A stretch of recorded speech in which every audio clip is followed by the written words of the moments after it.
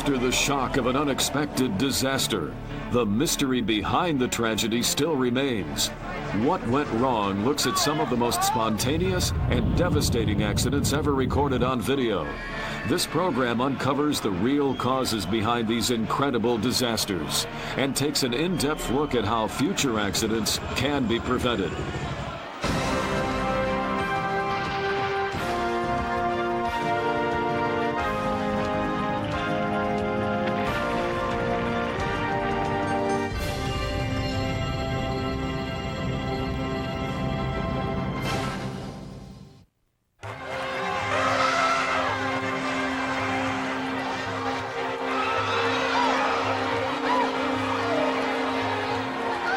Pandemonium strikes as a 7,000-pound African elephant attacks her trainers at a circus in Honolulu, Hawaii. The audience watches in terror as the elephant, named Tyke, lowers her head to crush one man as another lies limp. It's a horrifying sight for spectator Anne-Marie Pesa. I think I will never forget the image of this elephant with her ears up and the trump up and making this incredible noise. She was really, really angry. As the two trainers lie helpless, the elephant turns her attention toward the audience. People scramble to escape. Circus publicist Steve Hirano rushes to calm the panic-stricken crowd.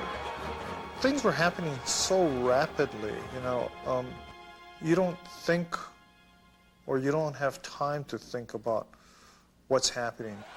My only concern was to see that the audience was safe, that people wouldn't get in the way of the elephant. The screams of frightened children momentarily distract Tyke from the two injured men, until finally she flees the auditorium.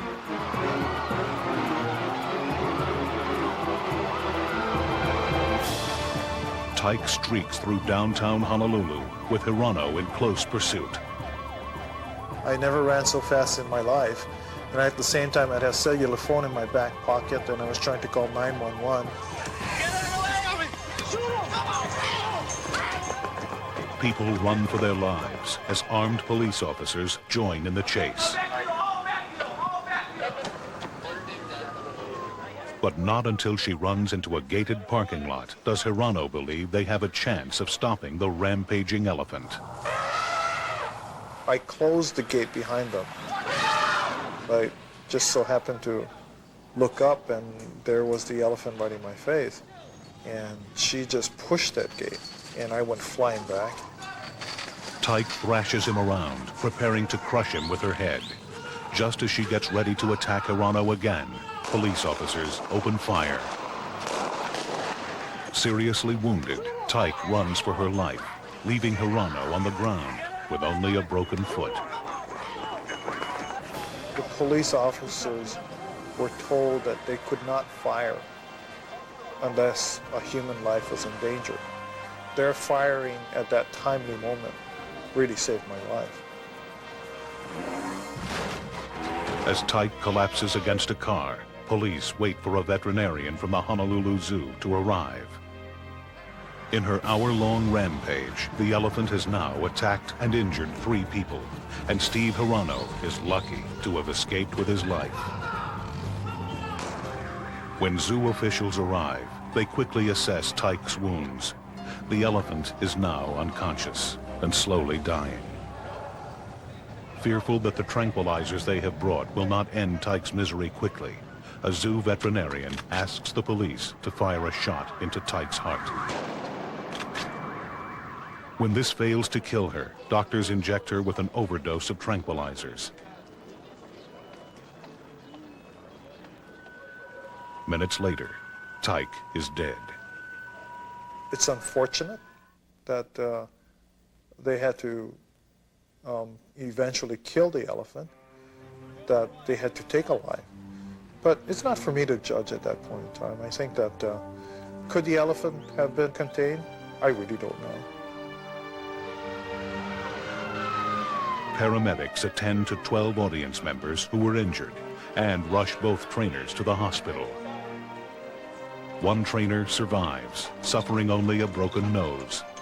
The second dies of head trauma caused by Tyke's crushing blows.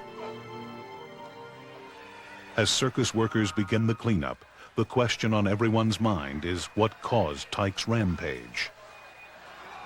Witnesses say that one of the trainers spooked Tyke by walking too close behind her. Michael D., curator of mammals at the Los Angeles Zoo, disputes this claim.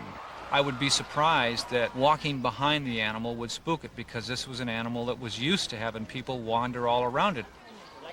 D stresses that elephants are usually not aggressive creatures, but like all wild animals, when frightened, their defensive actions can be deadly. If they feel that it is a real threat, they will follow through and hit whatever is in their way. Normally, if they weren't really frightened, they would bluff and then go off in another direction. I think the elephant tried more to get away than really to harm people. Tyke's story is not an isolated incident. Since 1990, 9 people have been killed by circus and zoo elephants in the United States alone. As the people of Honolulu recover from Tyke's deadly rampage, the tragic episode underscores the possible consequences of bringing animals in from the wild.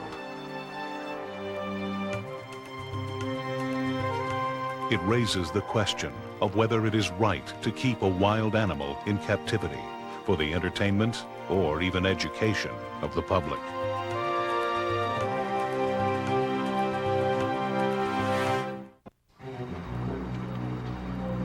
A routine mop-up operation at an oil tank fire in South Texas. Firefighters relax, believing they are out of danger. But suddenly, without warning,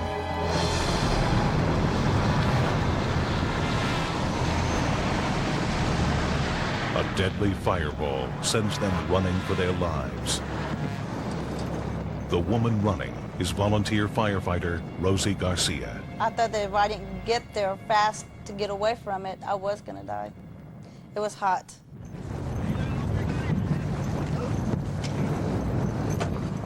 It begins as an uneventful summer day for the firefighters in Three Rivers, Texas. But when the alarm sounds for an oil tank fire, they quickly respond.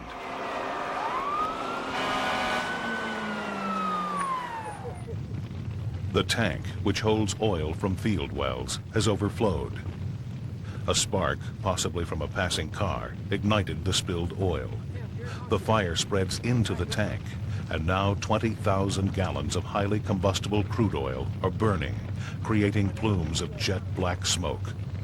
It will not be an easy fire to extinguish. It was big. You could see it from miles away. It looked very scary. News cameraman David Villarreal is dispatched to cover the unfolding disaster. It was probably about 95 degrees. It was a hot summer day. I had no idea how hot it was going to get. Hey, Ken, what's going on?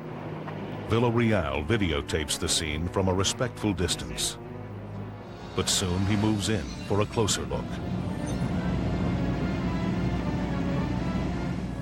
Firefighters spray fire-retardant foam to extinguish the flames outside. The foam cuts off the fire's oxygen supply to smother it. But getting it to the oil inside is a problem. The only opening is a small hatch on top of the tank. So firefighters must shoot foam through the opening, trying to hit a very small target.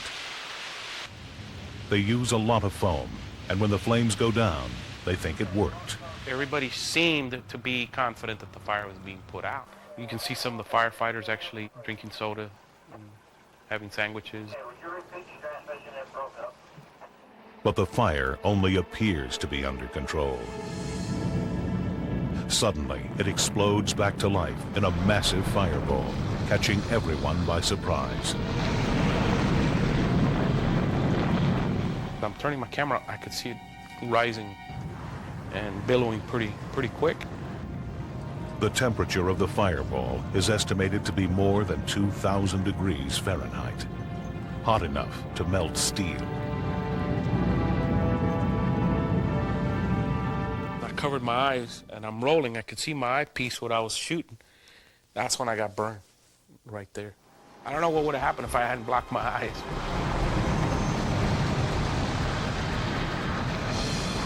Villarreal points his camera behind him and sprints to safety. And I ran as fast as I could. And I realized that I was burnt. I was in pain. And there for a minute, I thought I wasn't going to make it. It was that scary. Damn it. I got my arm burned. You okay? You burn up? A little. It felt like it was getting hot and hotter. And then I looked at it and it was red.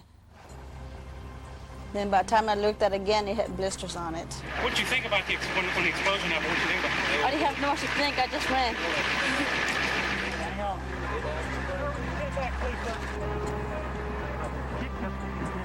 The blisters started to swell, and it got very uncomfortable, and the pain just wouldn't go away. But I had no choice but to keep shooting because it was burnt people worse than I was. Luckily, no one is killed. Paramedics rush the severely wounded to the hospital. Only then does Villarreal finally seek medical attention for himself. But even then, he doesn't turn off his camera. He hands it to a reporter to document his own first aid. Firefighters again attack the fire with foam. It is an hour before the fire is under control, and 4 hours before they are sure the blaze is out. The question on everyone's mind is, what happened? What do you think caused that explosion? Just water inside the tank boil over, crude boil over. The firefighter turns out to be right. The fire retardant foam is quite effective, and if enough of it had reached the fire, it would have smothered it.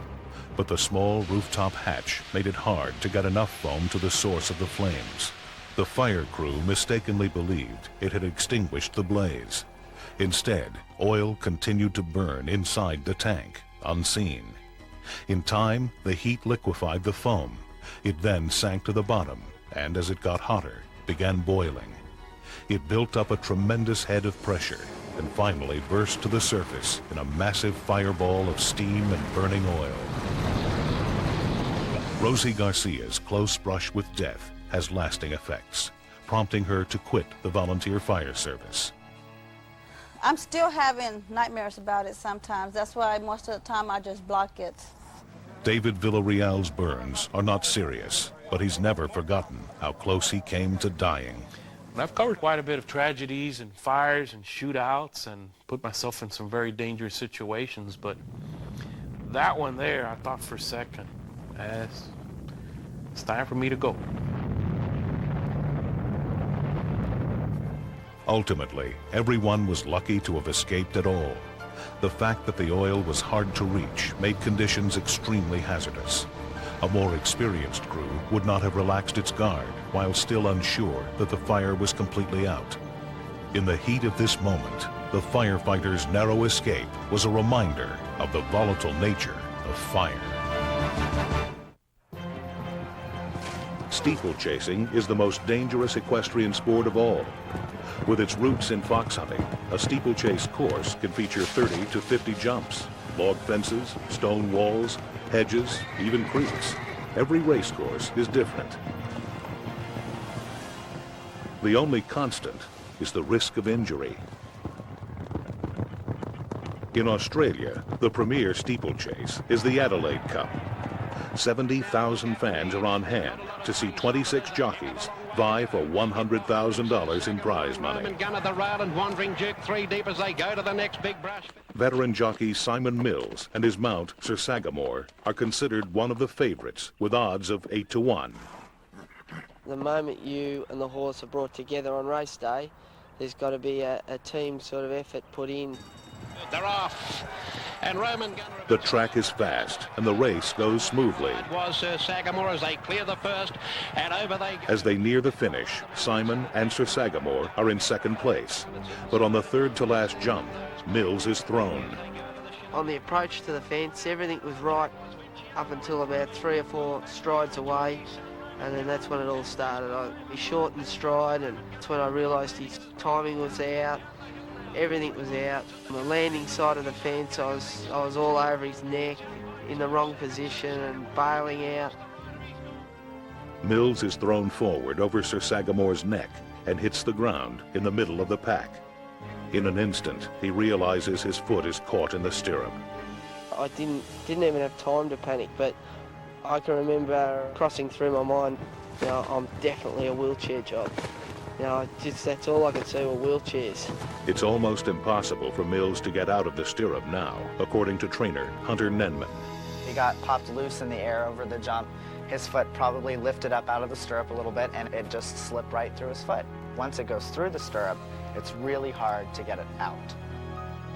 The moment I noticed my foot was caught, naturally I tried to pull it free, but at that speed I was just a bit like a bag of potatoes. But the real trouble is just ahead. Another jump, 4 feet high, made of solid logs. If the horse slams Mills into the fence, it will likely kill him. Wondering whether you're going to be alive in another few seconds, it was just terrifying. Sir Sagamore does take the jump, but flies so high, he catapults Simon completely over the top of the fence. It was just lucky the horse took off a lot earlier than he normally would have, and catapulted me over it, you know, clear of the jump. When I landed the other side and thought, you know, I haven't hit this fence, I'm still all right. But then I still had the problem of, when's this thing going to end? The jockeys behind Mills witnessed the accident. They are sure that his situation is hopeless, including his friend and fellow jockey, David Londrigan. The way his body was getting flung around, it was just like a rag doll. And I honestly thought that he was dead. Mills is still being dragged, and there are 2 more fences ahead. Londrigan gives up all thought of finishing the race and tries to save his friend instead. When we went over the fence, I thought he was dead. And that's why I sort of thought, well, I can't let the body get dragged up the straight. Londrigan fights to get Sir Sagamore under control by jamming him towards the rail. The horse slows. Again, Mills is flung into the air, but finally his foot comes out of the stirrup and he rolls to a stop. I moved my head from side to side and give my toes a wiggle, and I thought, well, I'm still intact. It wasn't until I went to get my helmet off, I realised my arm was back up behind my head. Mills realizes his left arm is broken, but he has no complaints. He knows how fortunate he is to be alive. If I'd hit the fence full on, they'd be putting me in a bag. If I just hit it, maybe I would have got away with just, you know, no use in my arms and my legs. But to completely miss the fence was freakish. It was truly amazing.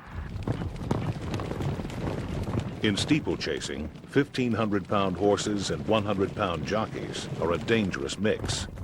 The control the jockey has over his horse is crucial.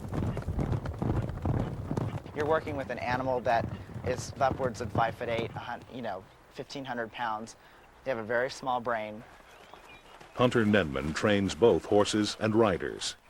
You're asking horses to jump and take all 4 feet off the ground and land on the other side of the jump and hope that all 4 feet come with you. It doesn't always happen. Horses are easily distracted. If it happens in a race, the consequences can be disastrous. If a plastic bag blows by, they're going to stop and look at it and go, oh, whoa, what was that? And that's where sometimes your horse will run out, or they might add a stride or try and leave out a stride in front of the jump. Their attention span is very short. Maybe Ruff has made a huge run. He's gone. Sir Sagamore lost his concentration, mistimed his jump, and threw his rider.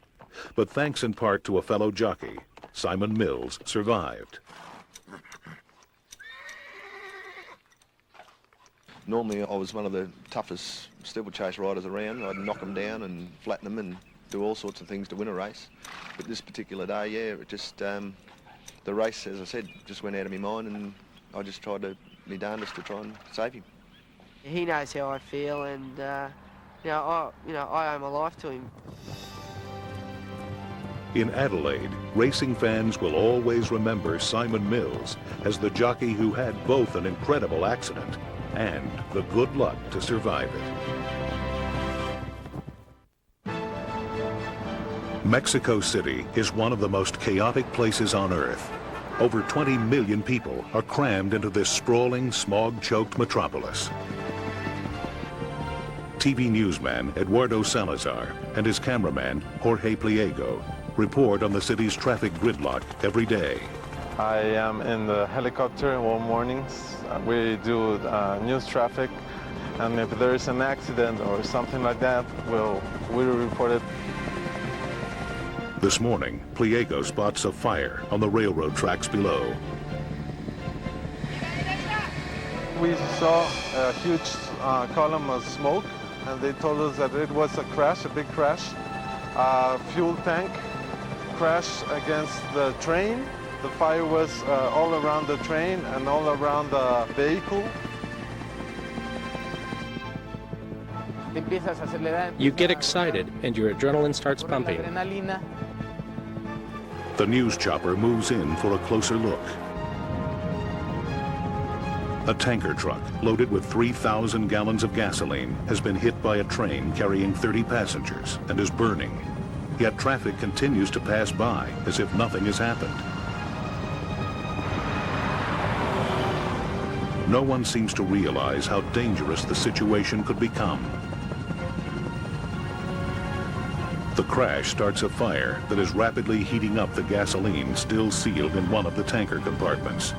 It is a potentially explosive situation, yet there's no sign of firefighters who are delayed by traffic. Police, led by Miguel Cardenas Enriquez, risk their lives to evacuate the train passengers. We had to take care of the people in danger. I mean, we as policemen cannot think about what can happen to us. Because of the heat, pressure inside the tanker builds dangerously. The train's passengers are now safely removed, but Enriquez sees a young child wandering in the street near the fire.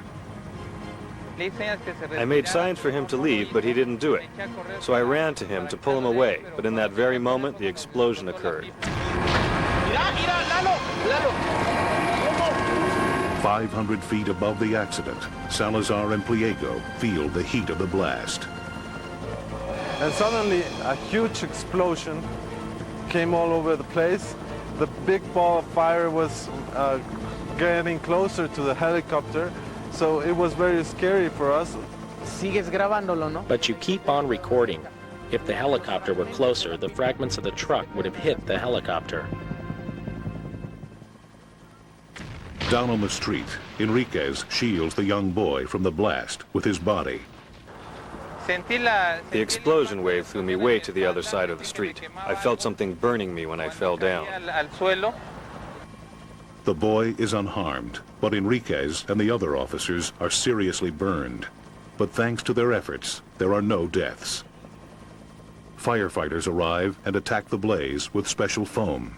The fire is quickly extinguished.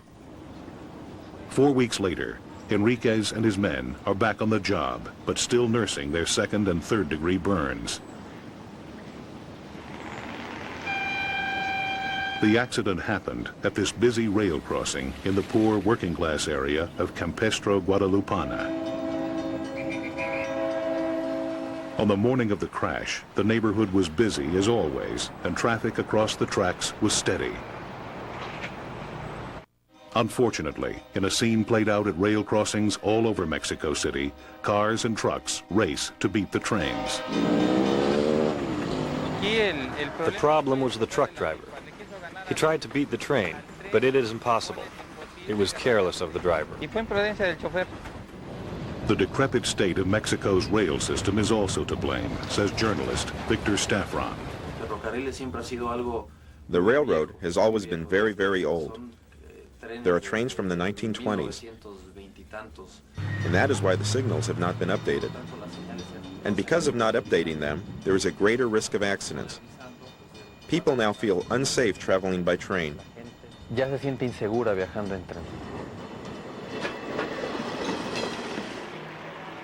The accident site has no barriers or flashing lights to warn of trains.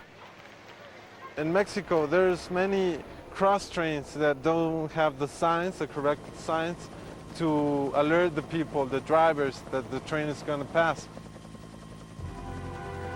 After the accident, the driver of the truck went into hiding to evade criminal charges.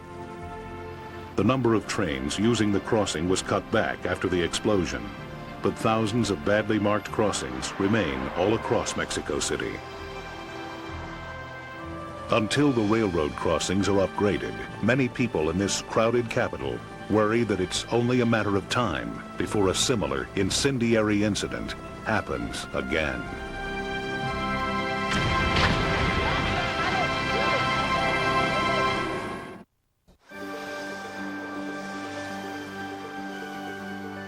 For those who pursue it, sport ballooning has an almost mystical appeal.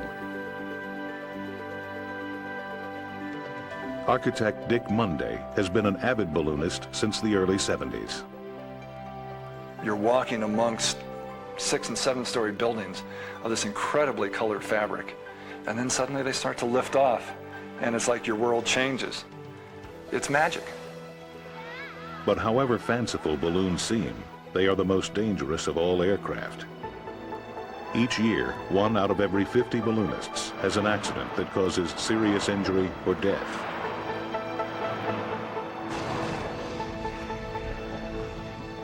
Yet the sport's popularity continues to rise. Every October, balloonists from all over the world gather in New Mexico for the Albuquerque International Balloon Fiesta. During the 9 days, more than 800 hot air balloons are launched into the skies of the American Southwest. It was there that Dick Monday learned ballooning's golden rule. It's better to be on the ground wishing you were in the air than to be in the air wishing you were on the ground. And I can tell you that that day, I was wishing I was on the ground. Festival officials asked Dick to take a reporter up for a ride. He agrees, and he and his crew begin to prepare his balloon, Rosie Baby. Balloons stay aloft with hot air heated by a propane flame. Cut the heat, and they come down.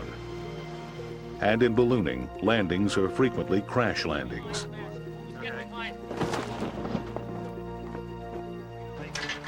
Balloons can't really be steered. They float at the mercy of the wind. But how much wind is safe depends on the pilot's experience and skill, and also on whether the landing terrain is free from obstacles.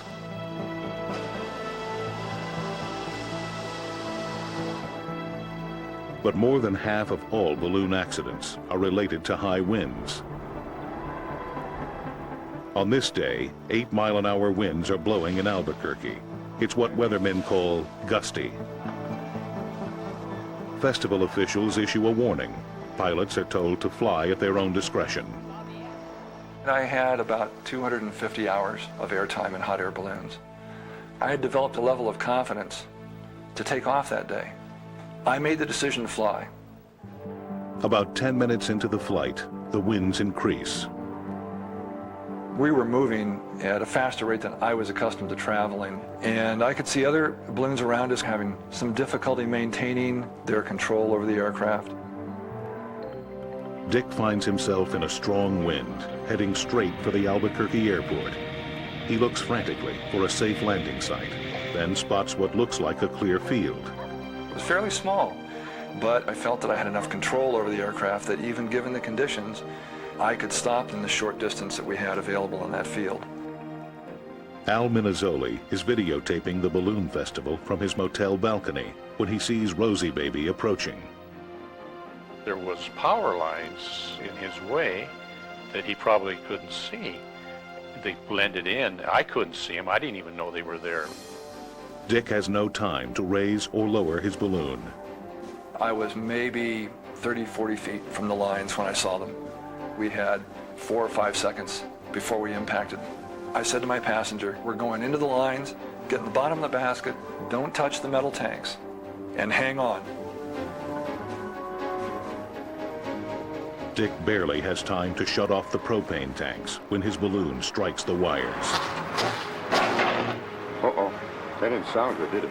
No, it's power lines. A circuit breaker shuts off the current, but the balloon is caught. We should go call with ambulance. Go call something. Okay.